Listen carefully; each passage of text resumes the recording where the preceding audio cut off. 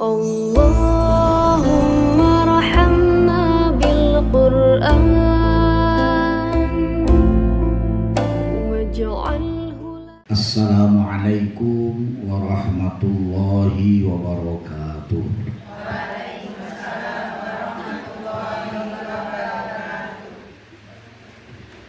Alhamdulillah alladzi khalaqal mauta wal hayata liyabluwakum ayyukum ahsanu amala wa huwal azizul ghafur. Asyhadu an la ilaha illallah wahdahu la syarikalah wa asyhadu anna Muhammadan abduhu wa rasuluhu la nabiyya wa la rasula ba'da. Allahumma salli wa sallim wa barik ala hadzal nabiyyil karim nabiyyina Muhammadin sallallahu alaihi wasallam wa ala alihi wa sahbihi wa man sara ala nahjihi ila yaumil qiyamah, amma ba'du. Faqala Allah ta'ala fi kitabihil karim, a'udzu billahi minasy syaithanir rajim. Ya ayyuhalladzina amanu kulu min thayyibati ma razaqnakum. Wa qala aidan ya ayyuhalladzina amanu taqullaha haqqa tuqatih wa la tamutunna illa wa antum muslimun. Sadaqallahul azim wa sadaqa rasuluhul karim wa nahnu ala dzalika minasyahidina wal dzakirin. Ibu-ibu yang dirahmati Allah Subhanahu wa taala, sehat semua Bu ya? Alhamdulillah ya. Kalau sakit ya tidak di sini ya Bu ya. Ya bahagia semua Bu. Alhamdulillah. Ingat kajian saya tentang bahagia? Lupa lagi. Namanya ngaji itu memang harus berulang-ulang. Tidak bisa, walaupun ibu-ibu mencatat. Saya punya forum pengajian Bu di Klaten sejak tahun 1998, hari Jumat jam 6:30 sampai 7:30. Itu ibu-ibu catatannya lengkap, bahkan dari awal sampai sekarang mungkin sudah ganti berapa kali. Tapi ketika ditanya isinya apa, nggak tahu. Ya, karena setelah dicatat itu tidak dibaca, tidak diulangi kembali. Ya. Kalau saya Bu, setiap habis pengajian itu saya selalu buka buku kalau ada tanya jawab. Karena kadang-kadang di forum tanya jawab ada jawaban yang bisa jadi saya pun kurang puas menjawabnya, sehingga saya harus membuka referensi lagi, membuka buku lagi, baca, kan gitu ya. Mungkin ada yang kurang tepat dari apa yang saya jawab ya. Jadi terbiasa akhirnya, dan kita semakin kaya pengetahuannya karena suka buka buku. Kalau ibu kaya apanya Bu? Karena suka buka kulkas. Ya, baik ibu-ibu, pagi hari ini kita akan membahas hadis yang ke-10 dari kitab hadis Arba'in. Bunyi hadisnya, an Abi Hurairah radhiyallahu anhu qala qala Rasulullah sallallahu alaihi wasallam, innallaha tayyibun la yaqbalu illa tayyiban wa innallaha amaral mu'minina bima amara bihil mursalin faqala Ya ayyuhar rusulu kulu minat thayyibati wa'malu salihan. Wa qala ta'ala ya ayyuhalladzina amanu kulu min thayyibati ma razaqnakum. Summa dzakara ar-rajula yutilus safara ash'atha akbara yamuddu yadayhi ilas sama. Ya Rabbi wa mat'amuhu haramun wa mashrabahu haramun wa malbasahu haramun wa ghudhiya bil harami fa anna yustajabu lahu, rawahu Muslim. Hadis ini diriwayatkan oleh Imam Muslim. Terjemahnya dari Abu Hurairah, semoga Allah meridhoi padanya. Ia berkata, Rasulullah Shallallahu Alaihi Wasallam bersabda, sesungguhnya Allah itu baik, thayyib, Allah itu baik, ya. Tidak akan menerima kecuali sesuatu yang baik. Dan sesungguhnya Allah memerintahkan kepada kaum mukminin seperti apa yang telah Allah perintahkan kepada para rasul. Allah berfirman, ya ayyuhar rusul, wahai para rasul, makanlah dari makanan yang baik-baik dan kerjakanlah amal saleh. Itu bisa dilihat di dalam Quran surat Al-Mu'minun ayat yang ke-51. Di dalam ayat yang lain Allah pun berfirman, wahai orang-orang yang beriman, makanlah dari rizki yang baik yang kami berikan kepadamu. Surat Al-Baqarah ayat yang ke-172. Kemudian Rasulullah Shallallahu Alaihi Wasallam menyebutkan seseorang yang lama bepergian, rambutnya kusut, berdebu, dan menengadahkan kedua tangannya ke langit. Lantas ia berkata, ya Rabbi wahai Tuhanku, ya Rabbi wahai Tuhanku. Padahal makanannya haram, minumannya haram, pakaiannya haram, dan ia dikenyangkan dari yang haram. Bagaimana mungkin doanya bisa terkabul? Hadis riwayat Muslim. Ibu-ibu yang dirahmati Allah Subhanahu wa Ta'ala, hadis ini memberikan penjelasan kepada kita tentang pentingnya kita melakukan segala hal yang baik. Segala hal yang baik itu maknanya adalah segala hal yang diperintahkan oleh Allah dan Rasul-Nya, baik di dalam Al-Quran maupun As-Sunnah, baik terkait dengan perbuatan maupun terkait dengan makanan. Jadi semuanya harus baik. Tersenyum ya harus baik. Ada nggak tersenyum yang tidak baik? Ada. Senyum tapi bikin orang sakit hati. Ya. Senyum harus baik. Ya. Berbicara harus baik. Bu, salah satu rahasia kenapa Rasulullah mengutus Mus'ab bin Umair sebelum Rasulullah hijrah. Ini ibu ada kajian sirah nabawiyah ya? Ya kan? Sudah sampai mana sirah nabawiyahnya bu? Sampai lupa.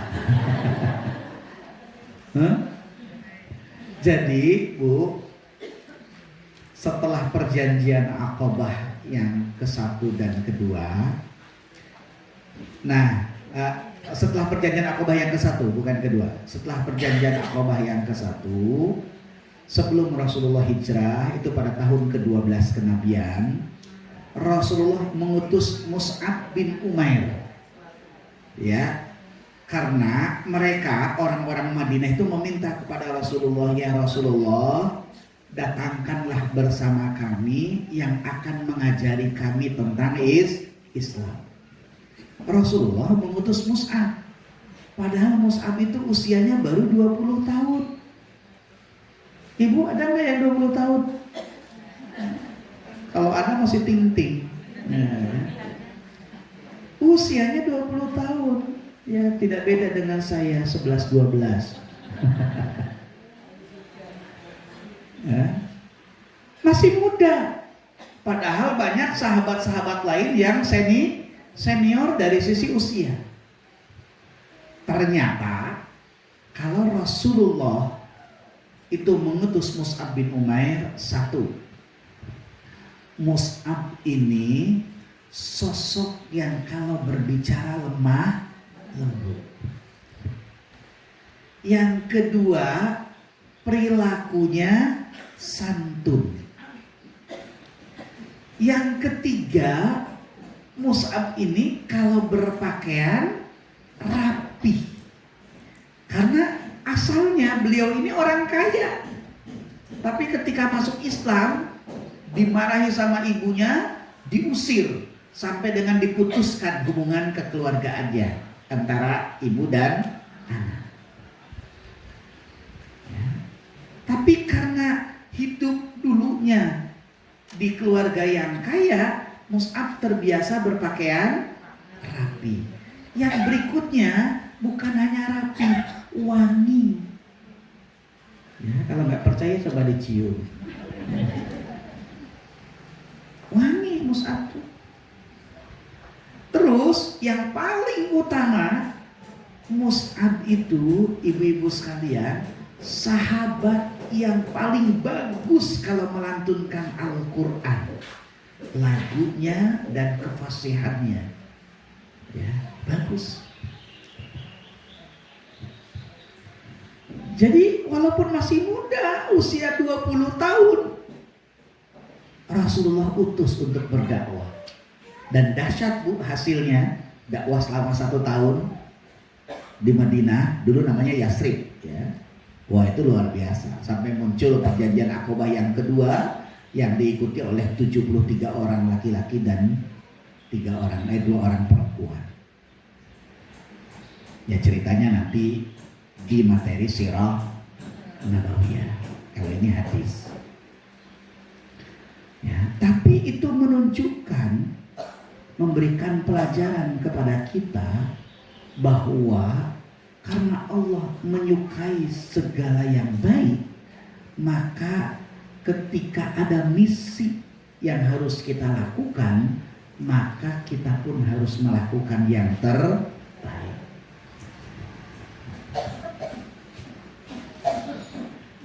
Bahkan hadis ini menjelaskan salah satu tertolaknya doa kita adalah apabila kita ini masih makan yang bercampur dengan yang haram. Kita evaluasi bu, kalau doa kita kok tidak dikabulkan oleh Allah atau lama dikabulkannya. Jangan-jangan dari harta yang kita makan masih ada yang bercampur dengan yang haram. Dalam hadis yang lain dulu pernah kita bahas ya, al halalu bayyinun wal haramu bayyinun wa bainahuma mushtabihatun. Dulu kan pernah kita bahas itu ya. Kalau ibu masih ingat, kalau lupa besok diulang lagi. Yang halal itu jelas, yang haram itu jelas. Di antara keduanya adalah mustabihat. Mustabihat itu samar-samar.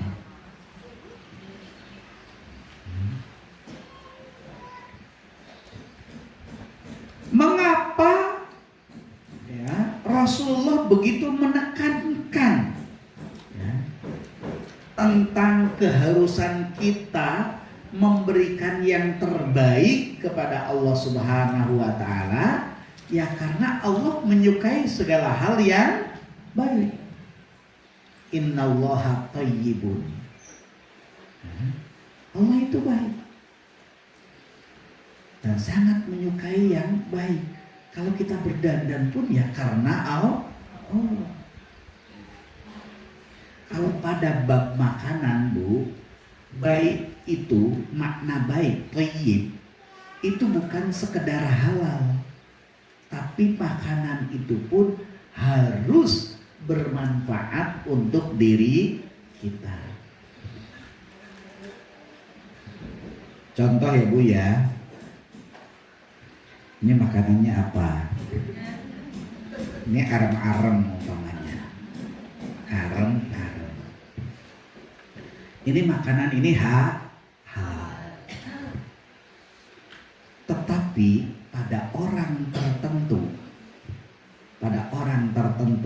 umpamanya kalau makan arem-arem sakit perut.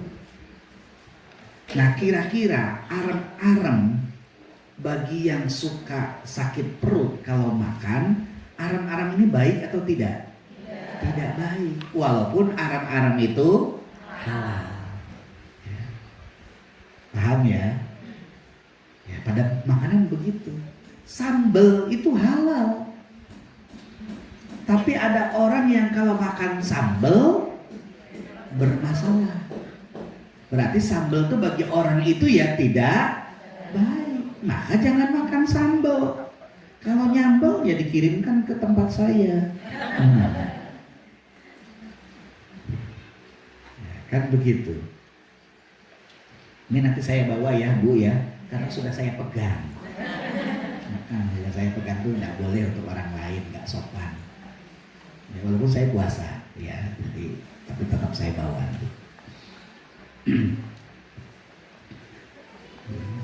Jadi pada bab makanan seperti itu, tidak semua makanan yang halal itu baik untuk seseorang.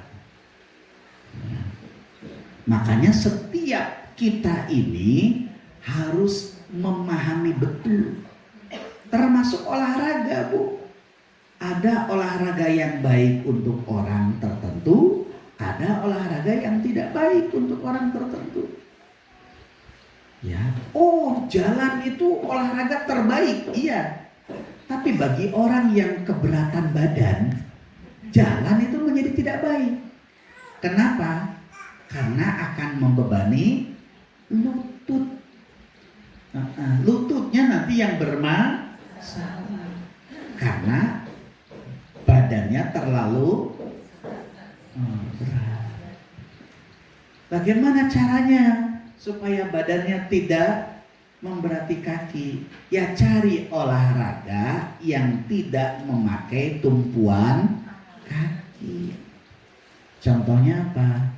Berenang. Nah, misalkan berenang. Ya jadi jalan itu baik, tapi tidak semua orang itu baik dengan berjalan. Ya. Olahraga. Apalagi begitu ya. Jadi semuanya harus yang baik. Nah, ibu-ibu yang dirahmati Allah Subhanahu wa taala, pada bab kebaikan itu, seorang sahabat yang bernama Sa'ad bin Abi Waqqas. Sa'ad bin Abi Waqqas itu pernah ditanya, "Hei Sa'ad, apa yang membuat doamu mudah dikabulkan dibanding para sahabat Rasulullah yang lain?" Terus Sa'ad bin Abi Waqqas itu menjawab, "Saya tidak pernah memasukkan satu suap pun ke dalam mulut saya, melainkan saya mengetahui dari mana asalnya dan kemana akan keluarnya." Sampai memahami itu, ya. Bu, jangan sampai karena kurangnya ilmu kita ini jadi rusak akidahnya. Dulu saya pernah cerita di hadapan ibu-ibu. Ya, ada orang itu yang melakukan perbuatan haram, tapi hasilnya untuk melakukan perbuatan yang baik. Contoh, tidak sedikit orang kaya yang cari penglaris ke Gunung Kawi, ya kan? Cari penglaris, usahanya betul-betul laris maju. Hasil usahanya dipakai menunaikan ibadah haji. Nah, coba gimana kira-kira? Ya. Saya pernah cerita lagi daerah Klaten ini, Pandan Simping. Ada perkampungan peternakan babi. Ternyata yang punya ada juga yang muslim. Ketika ditanya kenapa beternak babi, dia bilang yang diharamkan oleh Islam itu makan babi. Kalau beternak tidak ada keharamannya, tidak ada dalilnya. Lah terus ketika saya lah panjenengan niku dahar apa boten? Yo maem. Lah ngagem nopo? Nggih sekul, nggih kadang-kadang ayam, kadang-kadang daging, kadang-kadang tempe. Lah jenengan tumbas wos, tumbas lauk niku saking pundi? Lah nggih usaha ternak babi niku lho Mas. Oh, ya. Coba gimana? Ya. Dia mengambil sebagian hukum tapi meninggalkan sebagian yang lain. Ya. Yang dia makan itu akhirnya sesuatu yang haram. Karena jelas asalnya dari usaha yang coba. Ini Sa'ad bin Abi Waqqas begitu. Sampai tahu sesuatu yang dia makan itu asalnya dari mana. Kalau makanan dibeli dari uang yang mana, terus uangnya diusahakan dengan usaha apa? Sampai tahu begitu Bapak Ibu. Bapak Ibu dulu sekalian ya. Nggak ada apa-apanya. Sampai tahu begitu. Begitu menjaganya agar yang masuk ke dalam tubuhnya itu benar-benar sesuatu yang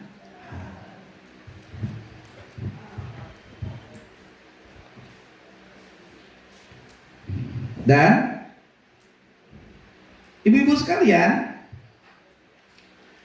ketika yang masuk ke dalam tubuh kita itu sesuatu yang halal, maka yang akan keluar dari tubuh kita pun sesuatu yang baik. Jadi kalau orang berperilaku baik, tidak saja dia belajar tentang perilaku baik itu, tapi juga karena asupannya itu sesuatu yang Bu sering gak lihat keluarga bapak ibunya sopan baik, tapi anaknya nah ya, anaknya kalau ngomong itu kasarnya minta ampun ya. Ada nggak yang begitu? Oh, bukan ada, banyak. Nah, kenapa bisa terjadi? Ya bisa jadi anak ini nutrisinya yang dimasukkan ke dalam tubuhnya bercampur dengan yang haram. Akhirnya yang muncul ke permukaan gambaran dari apa yang dikonsumsinya. Nah, itu harus kita jaga betul. Kita lihat anak-anak kita. Kalau anak kita bandel, itu jangan nyalahkan anaknya, tapi salahkan diri kita sendiri. Bisa jadi kita ini belum bisa maksimal mendapatkan amanah dari Allah untuk menumbuh kembangkan anak. Nah, tumbuh kembangnya anak itu salah satu modalnya adalah kita harus memberikan segala yang halal kepada dia. Jangan sampai bercampur dengan yang haram. Nah, sekarang tidak sedikit kok korupsi, sebagian hasil korupsinya dipakai sodako, gitu ya. Dipakai sodako, banyak sekali yang begitu. Untuk menutupi keburukannya dia bersodako.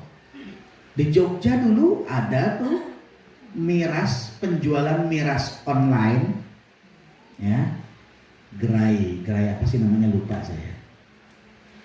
Ya, penjualan miras online, dan hasil penjualan miras itu banyak disumbangkan untuk acara sholawatan.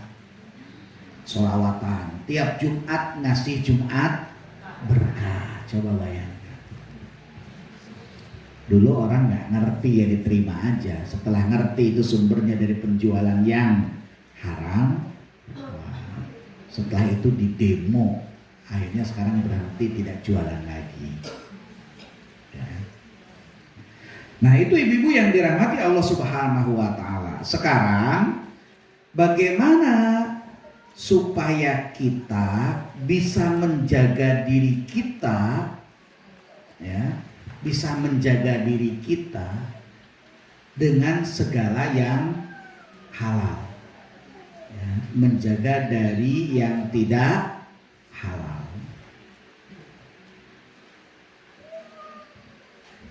Yang pertama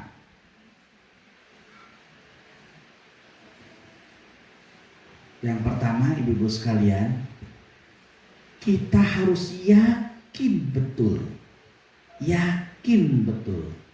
bahwa Allah itu zat yang maha memelihara.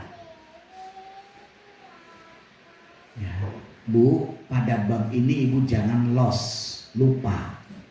Karena kalau orang lupa bahwa Allah itu pemelihara, dia akan merasa dipelihara oleh juragannya.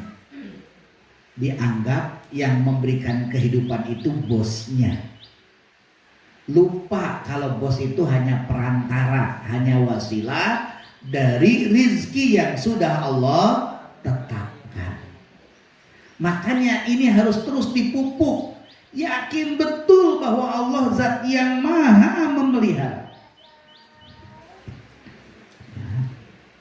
Dalam keadaan seperti apapun kita, kalau kita betul yakin Allah zat yang maha memelihara, kita tidak akan terjebak melakukan perbuatan menyimpang. Ingat kisahnya istrinya Nabi Ibrahim alaihissalam, siapa Bu? Hah?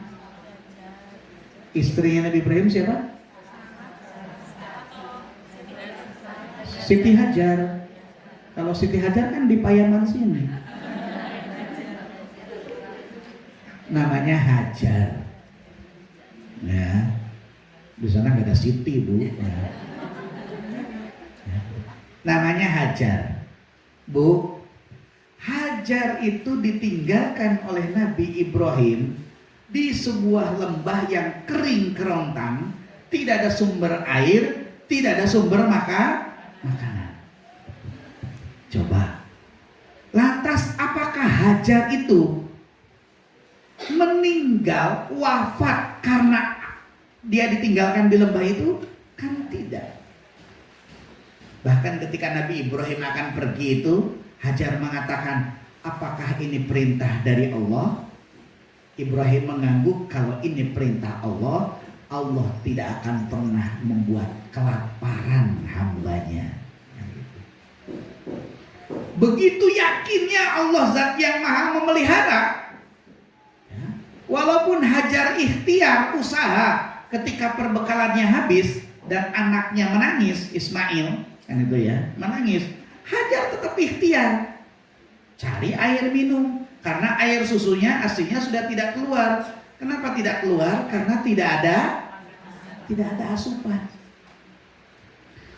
Ya, Hajar cari air ke Bukit Sofa, Marwa, Sofa, Marwa, Sofa, Marwa, 7 kali kan? Dapat enggak? Enggak. Tapi airnya ada enggak? Ada. Itu wujud Allah zat yang maha memelihara. Tidak selalu usaha yang kita lakukan itu akan beroleh hasil dari usaha yang kita lakukan. Bisa jadi hasilnya Allah berikan melalui keadaan yang lain. Itu kalau kita yakin Allah zat yang maha memelihara. Yakin aja. Jadi itu yang harus terus kita tumbuh kembangkan di dalam diri kita. Yakin Allah zat yang maha memelihara kita. Kalau Allah zat yang maha memelihara kita, walaupun kita disodori sesuatu yang haram, kita akan menolak. Mungkin tidak akan muncul kata-kata, eman-eman ake, eman-eman enak. Nggak akan muncul itu. Karena kita punya keyakinan Allah akan memberikan yang lebih baik. Gitu. Ya. Walaupun banyak orang sekarang, ibu-ibu sekalian, sekarang banyak orang mengatakan golek sing haram wae angel apa meneh sing halal wae. Itu ekspresi orang yang tidak punya paham agama yang baik.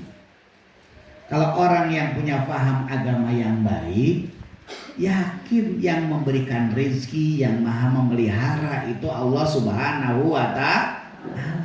Kalau Allah menjamin, maka Allah tetap akan menurunkan usaha-usaha yang halal. Kan gitu. Itu yang harus kita yakin.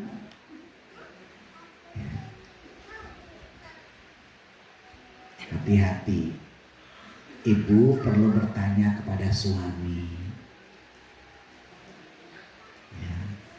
Kalau ada suami ngasih uang, itu ibu perlu tanya. Tapi dengan pertanyaan yang jangan menyinggung perasaan suami. Kok orang percaya aku kok? Wah, ada. Soalnya ibunya mungkin, ini halal toh mas? Halal toh mas?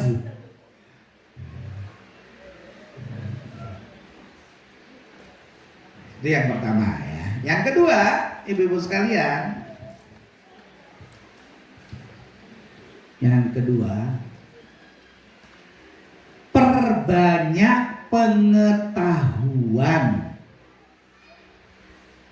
tentang yang halal dan yang haram.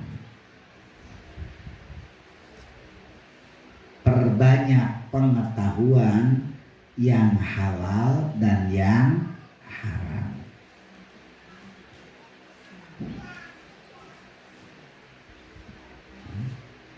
Kalau kita punya banyak pengetahuan tentang yang halal dan yang haram, maka kita akan mudah sekali untuk memilah dan memilih mana yang harus saya makan, mana yang harus saya lakukan. Itu akan lebih mudah karena kita punya pengetahuan.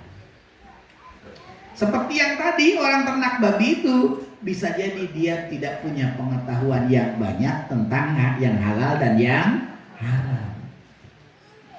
Jadi pemahamannya hanya tunggal, sing penting orang mangan, gitu ya. Yang penting enggak makan babi. Kan pemahamannya hanya itu.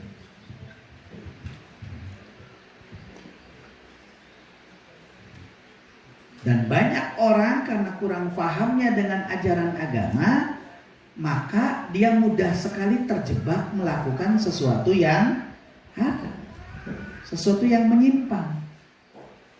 Karena lemahnya pengetahuan, maka bersyukurlah kalau ibu-ibu selalu thalabul ilmi. Ya, hari Kamis itu ada apa saja pelajarannya? Satu, sirah. Yang kedua, fikih. Yang mengisi fikih siapa? Ustaz Hamad Al-Azhar ini ya. Terus apa lagi? Tazkiyatun nafas. Ya, yang ngisi Ustaz Alwanto, ya, Ustaz Alwanto. Ya, saya kenal semuanya, bagus-bagus. Tinggal diikuti oleh ibu-ibu. Ya. Eman-eman ada ustadz-ustadz yang berkualitas tapi tidak dimanfaatkan.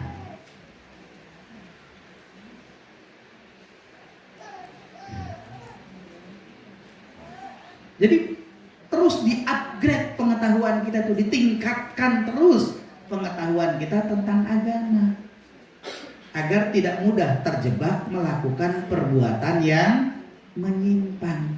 Terlebih di zaman sekarang ini, ibu-ibu sekalian, sulit kita ini, ya, mengerjakan yang halal itu kadang-kadang sulit. Contoh, Bu, saya ingin tahu di sini. Siapa di antara ibu-ibu yang membuat SIM normal ujian?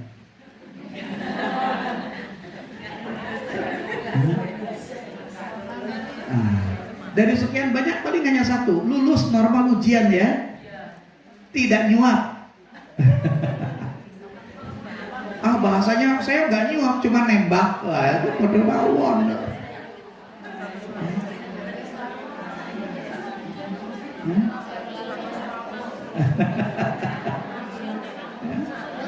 Tanya coba gitu ya, maksud saya sekarang ini kita sulit melakukan sesuatu kebenaran karena sistem membuat kita, memaksa kita melakukan perbuatan yang batil. Kan sistemnya yang membuat kita ini dipaksa. Itu yang saya katakan zaman sekarang itu sulit. Coba ngurus apa saja pasti harus ngasih amplop per meja gitu ya. Kalau enggak ya enggak rampung-rampung. Jadi kita ini dipaksa oleh sistem menjadi orang buruk kan gitu. Gimana solusinya? Ya kalau sudah sistem ya sudah Bu. Kita berlepas diri, ya kita tidak menanggung dosa. Karena kalau tidak ya coba bayangkan Bu ya. Ini saya cerita kepada ibu-ibu. Saya itu lupa memperpanjang SIM A saya. Sudah lewatnya hanya 1 Mei.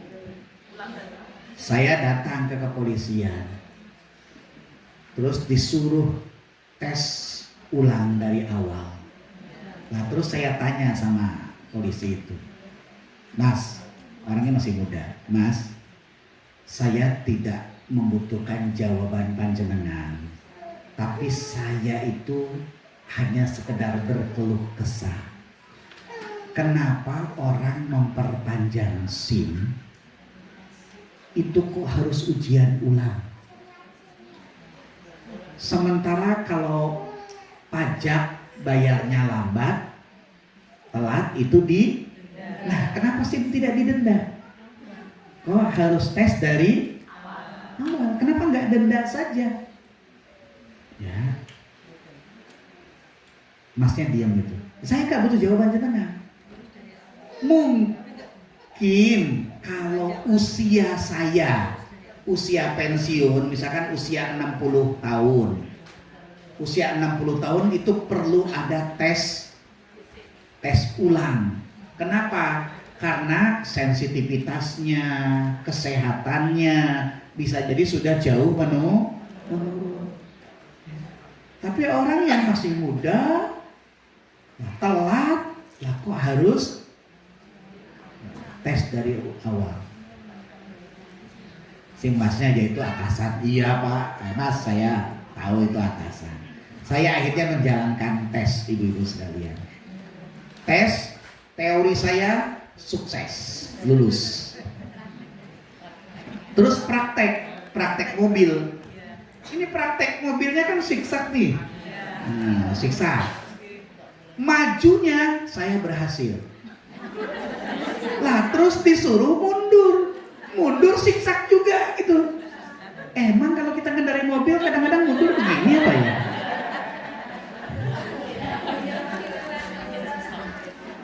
Enggak logis amat gitu tesnya itu. Dan kalau konnya jatuh, yang merah pun kerucut yang merah itu jatuh kan enggak lulus. Ini mundur. Siksa ini enggak lulus. Setelah enggak lulus saya enggak mau pulang. Terus saya sampaikan di jamaah pengajian kayak begini nih. Ternyata salah satu jamaah pengajian itu ada yang adiknya jenderal. Ustaz, ini buktinya. Nah, dia telepon adiknya. Tolong dibantu nih Ustaz saya nih. Besoknya saya dipanggil di telepon. Ustaz, datang ke tempat SIM. Saya tunggu 1 jam, langsung jadi. Tanpa bayar.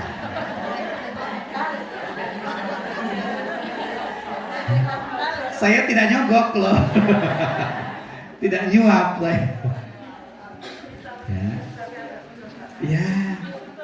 Ya kadang-kadang tidak realistis begitu ya. Ya kita ingin menyelamatkan diri dari perbuatan, ya dari perbuatan batil, perbuatan haram. Tapi dengan sistem yang ada kita tidak bisa menghindar.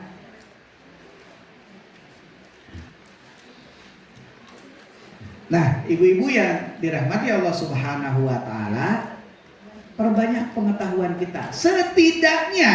Setidaknya kalau kita tidak bisa menghindar, masih banyak hal yang lain yang haram yang kita tinggalkan.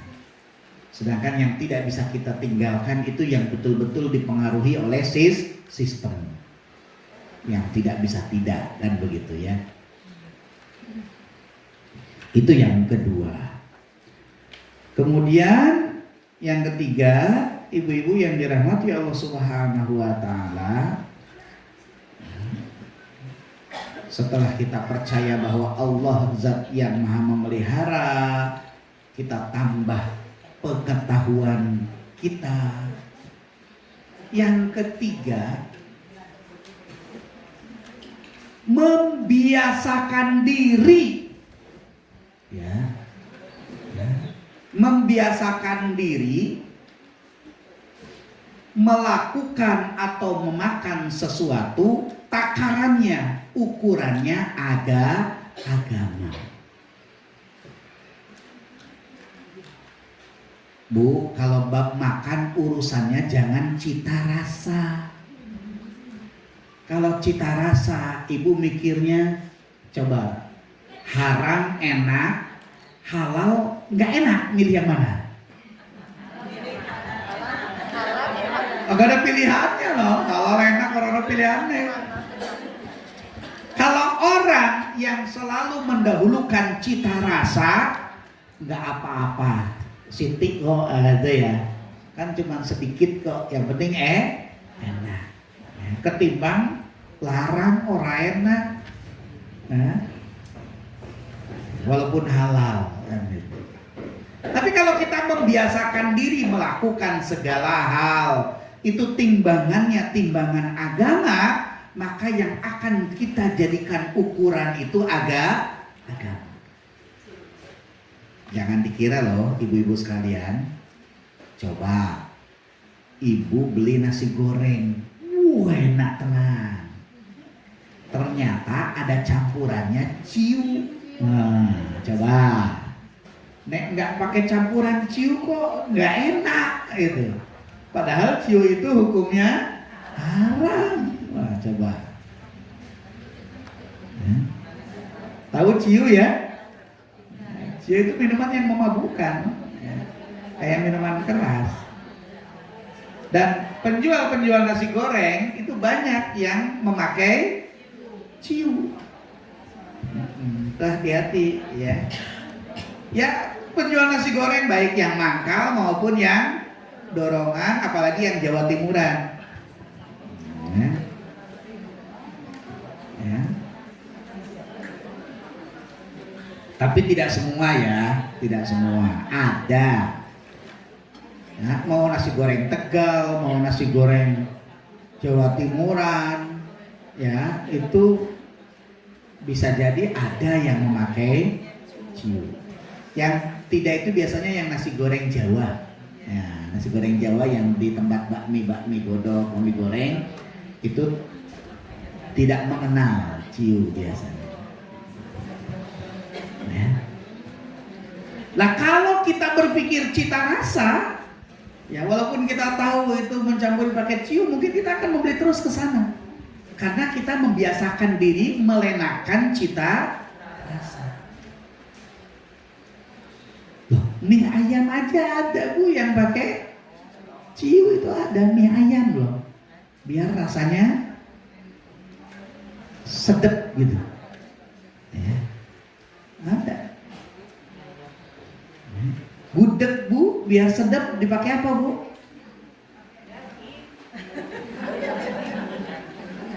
Loh, ada yang dikucuri darah Bu. Darah itu kan gurih. Gudeg loh, mau gudeg kering atau gudeg basah. Tapi tidak semua. Itu dulu pernah rame Bu, pernah rame dulu. Ya, tapi sekarang mungkin sudah tidak banyak yang menggunakan itu. Kan darah itu gurih ya Bu ya katanya. Kan ada tuh, saya pernah tanya itu kan, kalau di daerah Jogja sih enggak ya.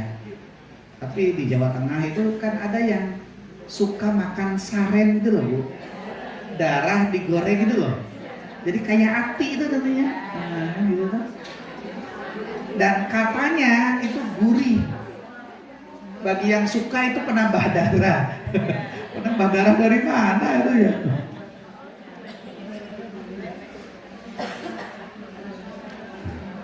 Nah, kalau orang selalu mengutamakan cita rasa, ya, tidak menjadikan agama sebagai kontrolnya, maka dia akan lepas terus dari agama.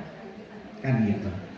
Tapi orang yang membiasakan diri membikai aktivitasnya dengan agama, yang dijadikan timbangan pertama itu adalah agama.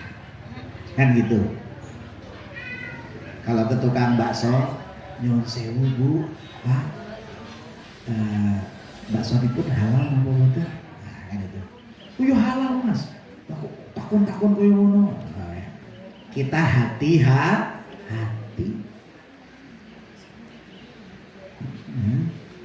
Loh, bakso itu jangan dikira Bu, daging sapi itu harganya mahal. Sekarang ada yang mensiasati mencampurnya dengan daging ayam. Tapi ada juga yang mencampurnya dengan daging babi, karena babi lebih murah. Mie ayam Bu, ada mie ayam. Biar keuntungannya banyak, ayamnya dicampur dengan daging tikus. Ada. Jangan dikira. Ya, tapi prosentasenya kan ya kecil, persentase ininya, jadi biar aroma ayamnya tetap kecium. Ya. Dan orang yang melakukannya pun tidak banyak, saya kira hanya.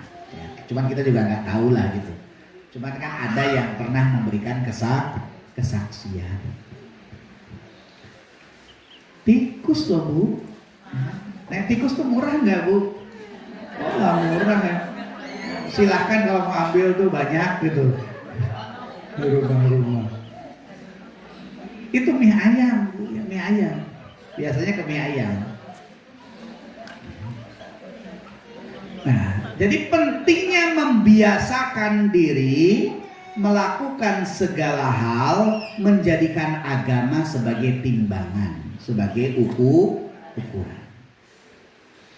Itu yang ketiga. Ya. Segala hal ya Bu ya. Pokoknya menurut agama gimana? Ya. Ibu ikut kegiatan apa? Timbangannya harus agama. Ya. Kalau menurut agama ini tidak bermasalah ya. Kemarin jamaah pengajian saya di Klaten itu ngajak saya wisata ke Pacitan. Padahal ibu-ibu sepuh loh, lebih tua-tua dari ibu-ibu semuanya. Ya. Ke Pacitannya kemana? Ke Sungai Maron. Nah, ibu-ibu aja naik kapal, nah, ya. Saya ketika itu bilang sama ibu-ibu, Bu, nopo cocok lokasi wisatanya kok ke Sungai Maron, ke laut. Kenapa enggak ke masjid mana gitu ya? Kok Pak Ustadz ini sudah dinikah?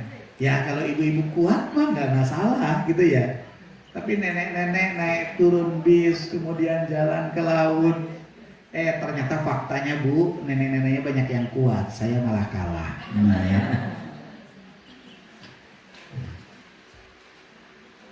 Jadi selama tidak bertentangan dengan syariat agama, ya silahkan lakukan. Ya. Jadi itu benteng kita Bu. Agama itu menjadi benteng yang akan mengontrol diri kita dalam segala hal. Bahkan ketika ada yang mau nyogok pun Bu, ya, yang mau apa? Mau nyuap kita misalkan. Kita ini kalau timbangannya agama, ya Allah, masa 5 juta setelah itu saya masuk neraka? Enggak lah, kan gitu kan? Enggak, silakan dibawa. Kan gitu kalau timbangannya agama. Tapi kalau timbangannya enggak agama, lumayan 5 juta ya. Kan begitu kalau enggak timbangannya agama. Maka segala hal yang harus kita jadikan timbangan itu adalah agama. Yang terakhir Bu, yang terakhir, agar kita terjaga melakukan atau memakan segala yang halal,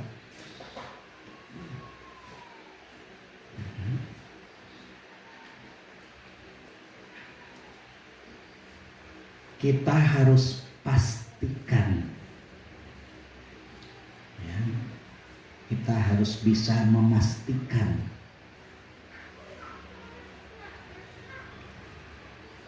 perbuatan atau makanan yang kita makan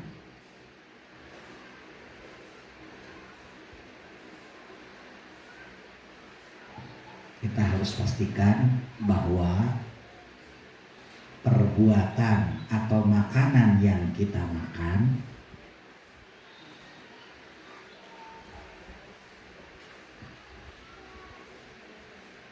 sudah Ibu ya, yang diolah secara benar, yang diolah secara benar. Materialnya bisa halal, tapi cara pengolahannya keliru, maka akan menjadi haram. Ya, pengolahannya keliru akan menjadi haram.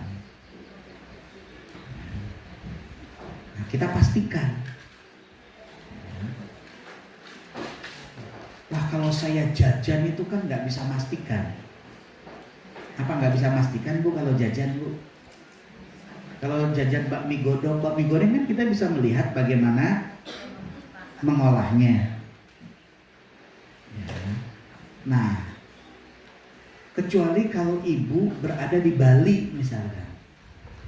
Kalau di Bali Bu, sebaiknya selama kita berada di Bali itu tidak memakan makanan yang disembelih. Ya, kalau gitu apa dong? Ya, telur, ikan, tempe, tahu. Ya, kenapa? Karena ayat Al-Quran jelas, hewan yang disembelih bukan karena Allah, hukumnya haram. Lah, kita kan nggak tahu yang menyembelih di Bali itu orangnya Islam atau bukan. Padahal di sana mayoritas orang beragama Hindu. Ya kita harus menjaga. Itu maksudnya poin yang keempat. Harus bisa memastikan. Apalagi kalau Ibu menyukai masakan orang non-muslim. Bukan berarti haram makanan mereka bagi kita, bukan. Halal. Tapi kalau ada bagian yang menjadikan makanan itu haram, maka harus kita jauhi, kan gitu. Bu masih ingat kan Bu kasus di Solo penjual minyak apa ayam goreng apa itu namanya? Hah? Bukan, ini ayam goreng terkenal dari sejak zaman dulu Bu. Ya, orang-orang Islam itu belanja, beli di Solo, beli. Itu keceplosan Bu karyawannya. Ternyata memasaknya pakai campuran minyak babi. Wah, orang Islam kan marah semua itu. Karena tidak mencantumkan kalau ini masakan tidak halal. Boleh tapi cantumkan masakan tidak halal gitu loh. Jadi tidak melakukan penipuan. Itu ramai itu tahun berapa itu ya? Belum lama kok.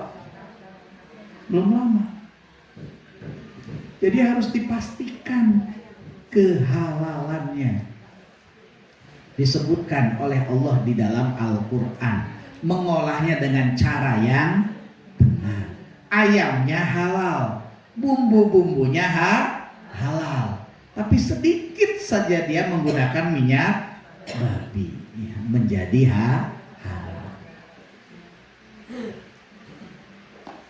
Nah itu ibu-ibu yang dirahmati Allah Subhanahu wa Ta'ala, mudah-mudahan setelah belajar hadis ini kita akan lebih berhati-hati dalam berbicara, dalam berperilaku, di dalam memakan makanan-makanan yang ada.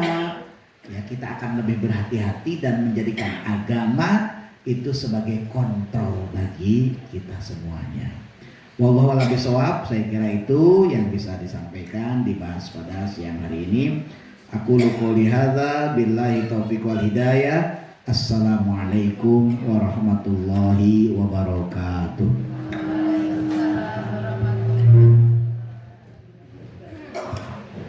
Kami ucapkan jazakumullah khairan katsiran kepada Ustadz Dudi M. Rosyadi SAG yang telah memberikan ilmu tentang halal haram kepada kita semua.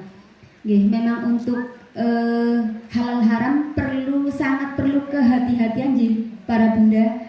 Jadi mulai sekarang apalagi kita sudah tahu ilmunya, apa akibatnya jika kita kemasukan makanan yang haram. Nah, maka dari itu jika para bunda menerima masukan dari para suami, silakan boleh dikonfirmasi di Ustadz apakah itu halal atau haram.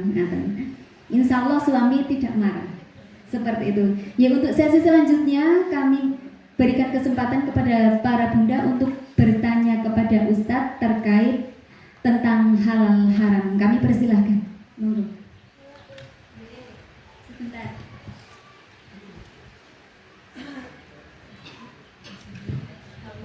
Assalamualaikum warahmatullahi wabarakatuh. Yang ingin kami tanyakan Pak Ustadz gini, saya itu kan kemarin berobat ke rumah sakit daerah. Lah itu kan ada itu pengiriman obat bisa bisa dikirim gitu loh Ustadz. Ternyata saya tanya Mbak kok ternyata tidak bisa dikirim karena apa?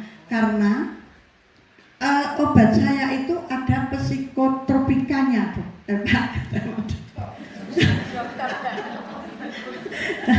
Nah, terus itu gimana? Itu saya mau makan obat tapi kok ada itunya. Tapi kalau tidak minum ya sakit banget. Itu terus gimana itu Ustaz? Ya, terima kasih. Assalamualaikum warahmatullahi wabarakatuh.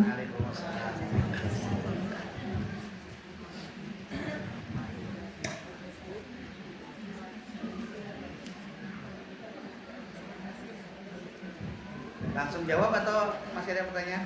Masih ada ya? Oh, ada.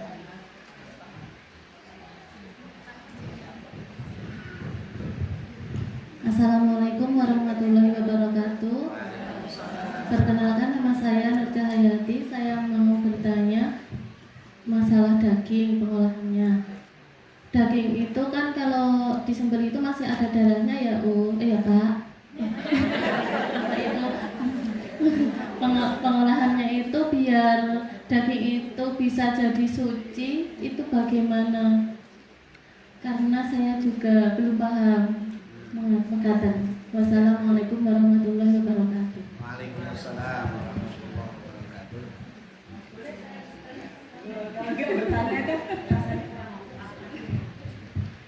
Assalamualaikum warahmatullahi wabarakatuh. Mohon izin bertanya ya Ustadz. Ini sekedar pengalaman saya pribadi waktu kecil. Waktu kecil itu ada saudara yang makan katak hijau itu katanya enak ya Ustadz. Nah, terus saya gini, katak kan haram, Mbak, kenapa dimakan? Saya kan tanyanya gitu ya Ustadz. Terus dia bertanya, pokoknya ini ora non sewu nggih, karo gak muntah ini ora haram, katanya gitu Ustadz. Nah, bagaimana? Terus saya katakan tetap haram walaupun tidak muntah karena barang itu adalah barang yang haram. Nah, mungkin karena keterbatasan pengetahuan beliau dalam hal agama, jadi haram pun yo enak wae gitu dimakan ya Ustadz. Nah, kadang-kadang kita itu mau menyampaikan untuk yang hak dan batil itu kadang suka tidak penak, takutnya tersinggung begitu Ustadz. Bagaimana caranya biar kita istilahnya dakwah pelan-pelan itu biar tidak menyinggung perasaan mereka. Terima kasih Ustadz atas waktunya. Monggo Ustadz. Ya, baik. Pertanyaan yang pertama, kalau ada sesuatu yang haram tetapi ditujukan untuk sesuatu yang baik, jadi bukan, artinya seperti tadi ya, misalkan saya contohkan alkohol itu kalau diminum sebagai minuman itu hukumnya haram. Tapi alkohol itu kalau dicampurkan kepada obat, karena bisanya hanya memakai alkohol, tidak bisa menggunakan yang lain, maka ketika posisinya menjadi obat menjadi halal. Ya, sama dengan morfin, Bu. Morfin itu obat anti nyeri paling hebat. Ya, morfin. Kalau morfin itu dikonsumsi haram secara hukum, tapi ketika untuk pengobatan tidak ada jalan yang lain selain memakai morfin, ya boleh digunakan. Dibolehkannya itu karena memang tidak ada yang lain yang halal. Ibu masih ingat meningitis, suntik meningitis mau haji? Dulu meningitis itu belum ada teknologi yang menggunakan sel sapi. Dan kalaupun ada, harganya mahal sekali, nggak terjangkau. Nah, ketika itu yang ada dari babi. Dan seorang tidak bisa menunaikan ibadah haji atau umroh kalau tidak suntik meningitis. Akhirnya dihalalkan meningitis itu. Begitu ya Bu ya. Nah, obat itu kalau misalkan tidak ada cara yang lain selain obat itu, ya, maka obat itu menjadi halal. Tapi kalau sudah ada yang lain yang tidak bercampur dengan yang haram, maka yang diutamakan adalah dengan menggunakan cara yang lain, ya, yang halal. Tapi kalau ibu yakin, karena begini Bu ya, begini maksud saya, kedokteran di Indonesia yang berkembang sekarang itu mazhabnya adalah mazhab barat, ya, bukan mazhab timur. Nah, karena mazhab barat, baik dokter maupun masyarakat Indonesia seakan-akan obat itu sebagai dewa yang bisa menyembuhkan. Jadi kalau itu kan cara berpikirnya dulu yang harus diubah. Kalau dokter, penyakit A dikatakan tidak ada obatnya. Tapi kalau kita memahami itu tidak ada obatnya, mengapa Allah berfirman fa idza maridtu fahuwa yashfin? Kalau aku sembuh, maka Allah lah yang menyembuhkan. Jadi Allah zat yang maha menyembuhkan. Kalau dalam kedokteran Islam tidak ada penyakit yang tidak bisa disembuhkan. Hanya untuk bisa sembuh memerlukan ikhtiar yang paling cocok. Nah, makanya pengobatan timur dan pengobatan Islam itu tidak berorientasi pada obat itu menyasar penyakitnya, tapi lebih kepada perbaikan secara holistik dari tubuh kita. Karena hakikatnya manusia itu bisa menyembuhkan, badan kita tuh bisa menyembuhkan dirinya sendiri. Cuman harus badan kitanya itu harus memiliki kekuatan. Nah, kalau pengobatan timur itu yang diperbaiki ya organ tubuhnya. Ya, misalkan begini ya Bu ya. Faktor makanan aja menjadi pertimbangan. Sakitnya itu sakit karakter panas atau sakit karakter dingin. Kalau sakit karakter panas, maka ibu jangan makan makanan yang punya karakter panas-panas. Misalkan ibu punya sakit karakternya panas, ya ibu makan durian, makan nangka, makan nanas, itu karakternya karakter panas. Ibu harus memakan makanan yang karakternya dingin. Seperti apa? Semangka, melon, timun. Nah, itu kan karakternya dingin. Nah, itu dipelajari di pengobatan timur. Ya, juga pengobatan Islam. Ya, jadi seperti habatus sauda itu tidak cocok untuk penyakit tertentu. Tapi bukan berarti tidak bisa mengobati, ya bisa. Tapi karakter penyakitnya harus diketahui. Oh, habatus sauda itu punya sifat panas. Maka penyakit-penyakit yang sifatnya panas itu sebaiknya tidak mengkonsumsi habatus sauda dulu. Ya, konsumsilah hal-hal yang dingin yang akan membuat tubuh kita dingin. Nah, ini kedokteran timur. Jadi kalau ibu berani, saya lepas obat, saya mau ikhtiar dengan yang lain, ya lakukan yang itu, pengobatan timur. Ya, lebih aman, terhindar dari sesuatu yang bercampur dengan yang haram, kan gitu. Tapi kalau tidak berani, ya jangan. Ya tetap lakukan dong. Itu juga dalam keadaan yang darurat, artinya diperbolehkan. Mungkin secara bertahap ibu minum obat, tapi pengobatan timur juga dilakukan. Nanti sedikit-sedikit obatnya ini, obat kimianya kemudian diturunkan dosisnya sampai dengan bisa lepas. Itu begitu Bu ya. Itu banyak di internet sekarang Bu. Di internet silakan ibu baca. Tapi yang bisa dipertanggungjawabkan ya, jangan kalau ingin ini minum ini ya itu nggak terverifikasi ya, jangan mudah percaya juga gitu.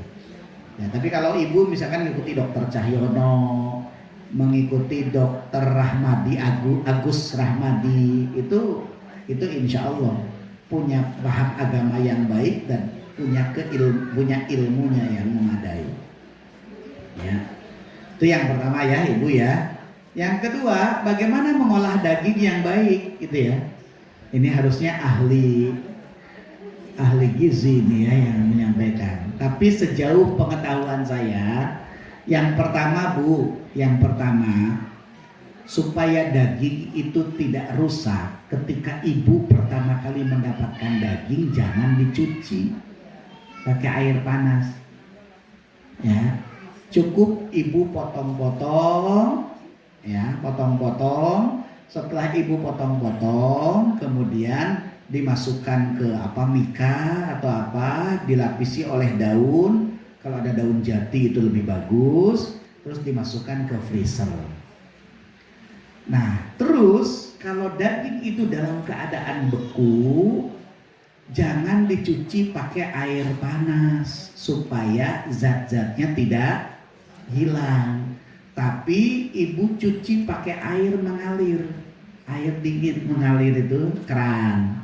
Nih. Nah, terus ya harus sabar, namanya juga daging beku ya. Setelah mengalir ya sudah direndam pakai air itu, ibu tinggal nanti dibersihkan sampai dengan bersih. Nah, pada saat itulah kita membersihkan darah. Nah, setelah bersih baru ibu masak. Kalau mau direndam berarti ibu potong-potong yang benar. Kalau mau rawon ya dipotong sesuai dengan rawon. Kalau mau dibuat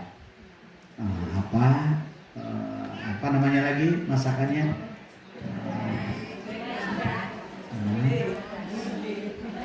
Ya.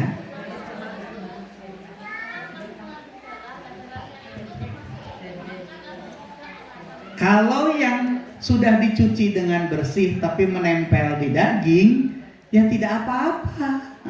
Namanya juga menempel di daging, ya, ya tidak apa-apa, menjadi halal itu, begitu ya. Tidak berarti bercampur dengan yang haram. Yang bercampur haram itu kalau tidak dicuci, menyengaja biar darahnya ya tetap di situ, karena itu yang akan membuat gurih. Nah, itu yang tidak benar. Tetap harus dicuci dulu. Adapun kemudian masih tersisa nempel di dagingnya yang tidak bisa dibersihkan, itu mah urusan lain, tidak masalah. Gitu ya, Bu ya. Kemudian yang ketiga terkait dengan perkatakan. Ya, Bu, di masyarakat pemahamannya itu kodok, katak, ya. Kalau katak hijau itu disebutnya dengan suike. Itu haram karena hidup di dua alam. Padahal sesungguhnya tidak begitu, Bu. Jadi keharamannya katak, keharaman kodok, itu karena Rasulullah memang bersabda, katak itu hewan yang haram untuk dibunuh. Nah, kalau dijadikan suike dibunuh nggak, Bu? Ya, dijadikan suike yang namanya dibunuh toh, ya disembelih kan itu ya. Ya, itu larangannya itu karena katak itu memang dilarang dibunuh. Kemudian para mufasir berpikir keras, kenapa Rasulullah bersabda katak itu haram untuk dibunuh. Ternyata katak itu punya fungsi untuk keseimbangan alam. Jadi menjadi rantai makanan. Nah, itulah yang menyebabkan tidak boleh dibunuhnya. Dibunuh aja nggak boleh, apalagi dijadikan suike. Nah, ya, Bung Boy. Nah, jadi sampaikan kepada siapa tadi, keponakan atau saudara, sampaikan. Kan ada hadis Nabi yang mengatakan bahwa katak itu haram dibunuh. Kalau katak itu haram untuk dibunuh, ya apalagi memakannya. Dibunuh aja nggak boleh, apalagi memakannya. Oh, gak apa-apa. Kalau makan hidup-hidup kan nggak apa-apa. Wah. Lah kalau dimakan itu terus di dalam perut hidup apa mati? Ya itu mah orang yang selengean aja. Jadi begitu ya, Bu ya. Sampaikan begitu aja perlahan-lahan, tidak apa-apa. Ya harus disampaikan. Kalau katak itu ada hadisnya dilarang untuk dibunuh. Jangan mengatakan haram karena hidup di dua alam. Itu repot menjawabnya. Karena ada juga hewan yang hidup di dua alam itu halal, tidak masalah. Begitu ya. Tidak masalah. Jadi bukan karena hidup di dua alamnya. Buaya haramnya bukan karena hidup di dua alam, tapi karena masuk kategori hewan buas. Nah, kan itu. Itu ya, Bu ya. Nah, begitu saya kira. Ya. Pripun Ibu sudah cukup penjelasan dari Ustadz, insya Allah sudah jelas, J? Iya,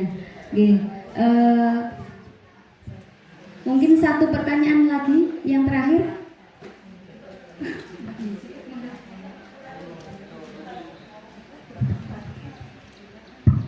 Bismillah, yang ingin saya tanyakan ini tentang pegadaian Pak Ustadz. Jadi kalau kita mau pinjam uang di bank itu riba ya Pak Ustadz ya? Haram. Kalau kita semisal ingin menggadaikan perhiasan kita di pegadaian, lalu itu ada jasa ya, bukan riba, bukan uang lebih riba. Itu bagaimana itu Pak Ustadz? Satu. Yang kedua, saya juga baru tahu beberapa bulan yang lalu kalau di Pegadaian itu ada pembelian emas bisa dicicil. Nah itu hukumnya gimana itu Pak Ustadz? Yang ketiga, kalau tabungan emas kita itu sudah mencapai berapa gram, itu ada zakatnya ya Pak Ustadz ya? Kalau misalnya mengeluarkan zakat sebesar 2,5%, itu terasa berat, apakah bisa secara dicicil gitu Pak Ustadz? Dalam 1 tahun itu? Nah, makasih Pak Ustadz. Ya. Jawabannya singkat-singkat. Yang terakhir dulu, boleh nggak bayar zakat itu dicicil? Boleh. Boleh. Jadi tidak harus sekaligus, ya. Boleh dicicil, tapi sampai pada batas haulnya itu sudah selesai. Jadi misalkan gini ya, haulnya kan 1 tahun. Ini saya sudah punya emas ini 95 gram emas. Berarti saya sudah harus mengeluarkan zakatnya. Sekarang sebagian mengatakan 85 gram. Nah, setelah 85 gram ini sudah saya miliki selama 1 tahun, setiap bulan saya bayar zakatnya sampai dengan 1 tahun yang akan datang. Nah, 1 tahun yang akan datang nanti menghitung lagi, nyicil lagi per bulan untuk zakat yang tahun berikutnya. Jadi jangan melewati haulnya, jangan melewati 1 tahun. Ini sudah saya miliki 1 tahun, dicicil lagi, setelah dicicil ternyata melewati dari 1 tahun yang harusnya dijakati lagi, zakat yang kedua gitu loh. Nah jangan melewati itu, jadi boleh dicicil. Ya, kemudian yang kedua, pembelian emas di Pegadaian itu halal tidak? Halal, boleh, selama akadnya itu pada saat harga emas waktu itu. Paham ya? Misalkan gini, harga emas saat akad jual beli 1 gramnya 2,7 juta misalkan, atau yang gampang 2,5. Ibu beli 25 gram. Berarti kalau 25 kali 25 berapa Bu?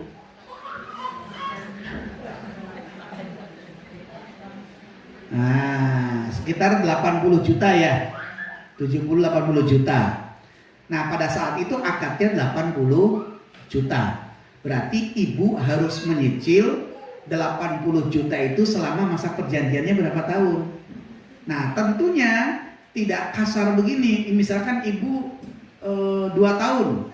2 tahun dibagi 80 dibagi 24 kan begitu ya, 2 tahun kan 24 bulan. Tidak begitu, nanti pihak Pegadaian akan menaikkan sebagai jasanya kan gitu. Ya wajar itu sebagai jasa karena dicicil ibu. Tapi harga dasarnya itu 80 juta. Jadi pinjaman ibu 80 juta. Kalau 80 dibagi 24 berapa Bu? Nggak pada bisa Bu ya Pak? Ya. Atau gini aja, misalkan yang gampang umpamanya 100 juta, 100 dibagi 24, jadinya berapa kira-kira? Katakanlah misalkan 3 juta. 3 juta ya? Hah? 4 juta. 4 juta. Mungkin Pegadaian itu akan menaikkan menjadi 4,5 atau 4,8 gitu. Nah yang setengahnya atau yang 800 ribunya itu jasa untuk Pegadaian kan gitu. Nah kalau ibu sepakat begitu, ya nanti di akhir ibu lunas, memang harga emas itu kelihatannya menjadi tinggi karena ibu tidak 80 juta persis, mungkin ketemunya akan 100 sekian juta misalkan ketemunya ya, akan karena ada jasanya untuk Pegadaian.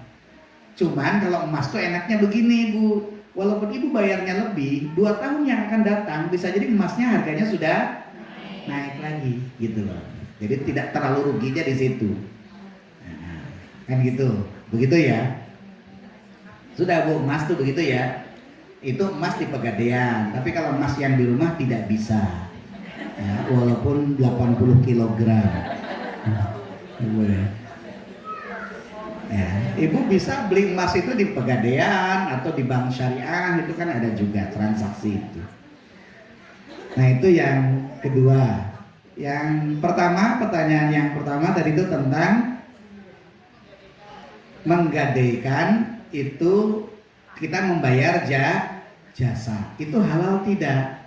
Pegadaian itu ada dua, Bu. Ada pegadaian yang syariah dan ada pegadaian yang tidak syariah. Tapi syariah dan tidak syariahnya itu bukan pada jasanya.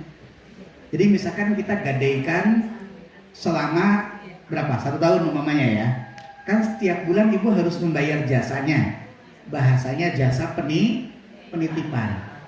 Itu sama antara yang syariah dengan yang bukan syariah. Sama. Tapi di akhirnya yang berbeda. Kalau yang syariah ketika ibu tidak bisa menebus ya dalam masa perjanjian, tidak bisa menebus dalam masa perjanjian, maka barangnya itu akan dilelang. Ketika dilelang, itu uangnya akan dikembalikan ke ibu sejumlah yang ibu cicil dengan jasa itu. Misalkan nyicilnya 3 juta, ya 3 juta dikalikan 10 bulan. Nah, 30 juta. Nah, berarti sisanya kembali ke pegadaian. Tapi kalau yang non syariah itu kena penalti. Jadi yang ibu cicil itu nanti hilang begitu saja. Nah, itu kalau yang bukan syariah. Sama seperti ibu kredit di apa misalkan FIF syariah itu pasti begitu. Tapi kalau FIF bukan syariah ya hilang. Walaupun motornya hanya kurang 500.000 umpamanya, kalau ibu nggak bayar jadi tarik motor itu dan yang sekian juta yang sudah dibayarkan hilang begitu saja. Begitu ya Bu ya? Paham ya? Begitu saya kira. Sampun cekak Ibu Yasu, sampun. Ya, alhamdulillah. Bunda-bunda, mohon maaf sekali ini berhubung keterbatasan waktu. Nah, dari bunda-bunda sebenarnya masih banyak pertanyaan Ustadz. Jadi pertanyaannya bersambung ya Bunda.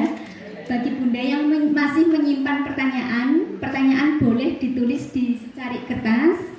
Nanti akan kami tampung, insya Allah pas jadwal Ustadz Dudi bulan depan kami akan sampaikan seperti itu. Kami ucapkan sekali lagi terima kasih kepada Ustadz yang telah memberikan banyak ilmu hari ini kepada kita semua, dan terima kasih kepada bunda-bunda semua yang sudah hadir di majelis hari ini. Semoga langkah kaki panjenengan semua dapat memperberat amalan baik atau timbangan kebaikan yang dapat memperberat timbangan kebaikan kita di yaumul akhir nanti. Marilah majelis hari ini kita tutup dengan doa kafaratul majelis bersama-sama.